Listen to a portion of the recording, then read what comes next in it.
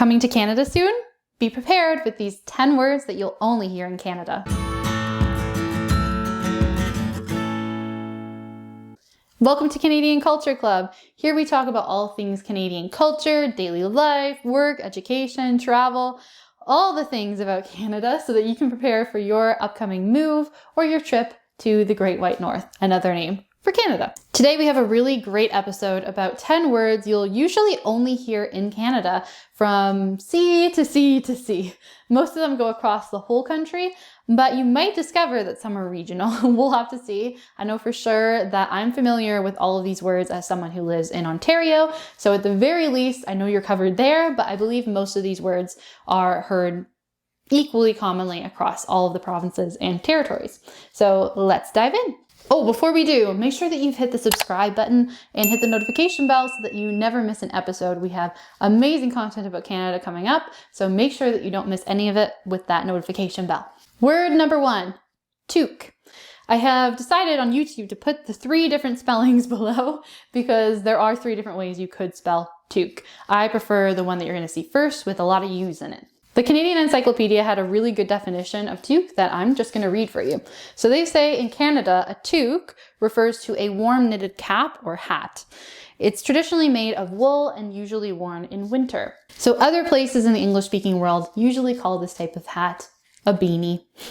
There's even more to the history of toques. If you're interested, you can check out more in the blog post in today's episode description or show notes on the podcast version. Word number 2, double double. This term literally means 2 creams and 2 sugars, so double of each. If you're wondering how much 1 cream is, it's usually about a teaspoon.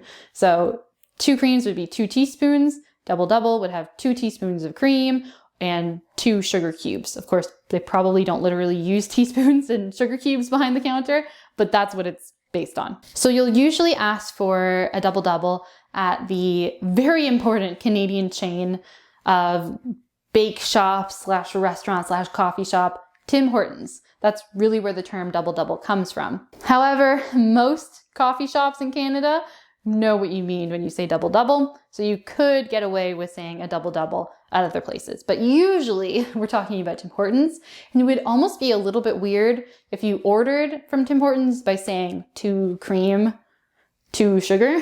You should just say double double. Everybody does it. Word number 3, 2-4. A little bit confusing because we're talking about 2, 4, the numbers, and they mean a 24 pack of beer. Other places would just call this a case of beer, or I guess a case of 24 beers, but you would, in Canada, call it simply a 2-4. You might even hear them pronounce it more like a twofer, so it kind of all jumbles together. Word number 4, maybe my favorite, Gotchies. It means underwear for both men and women. Gotchies. Word number 5, Freezies. That is flavored ice in a tube.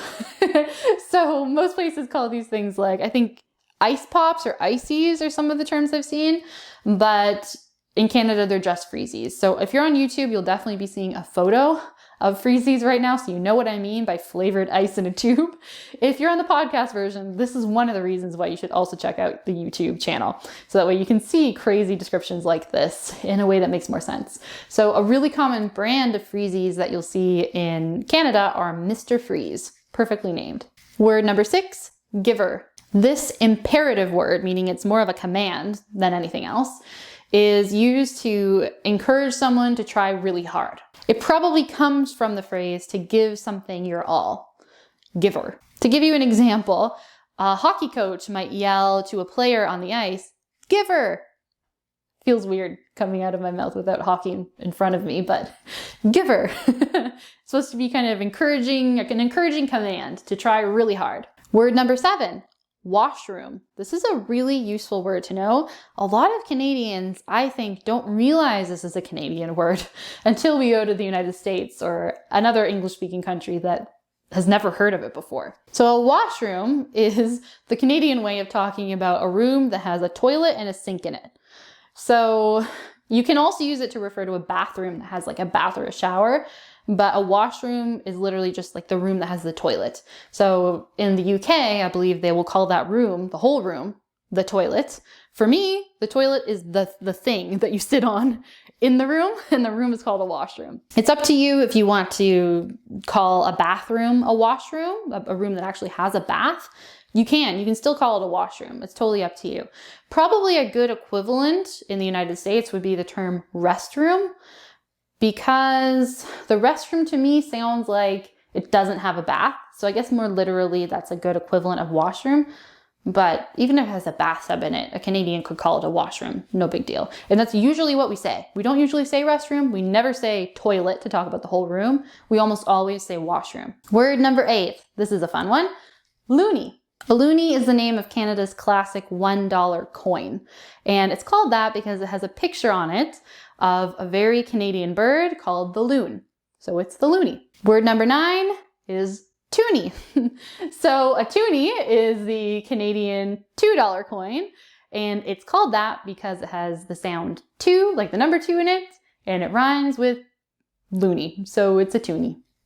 We didn't think that hard. Word number 10 is keener. Keener is someone, especially a student, who tries really, really hard and they're super, super eager. So maybe they even try too hard compared to everybody else. They're too serious about it.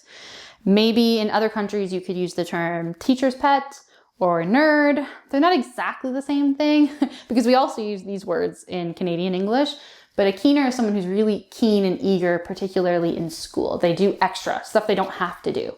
It definitely can be an insult, but it doesn't have to be. If it's your friends who are describing you that way, they might just be teasing you and it's not too serious for you. All right, have you ever heard these 10 very Canadian words? Let me know if one of them was new for you. Tell me which one in the comments on YouTube. Did you like this episode of Canadian Culture Club?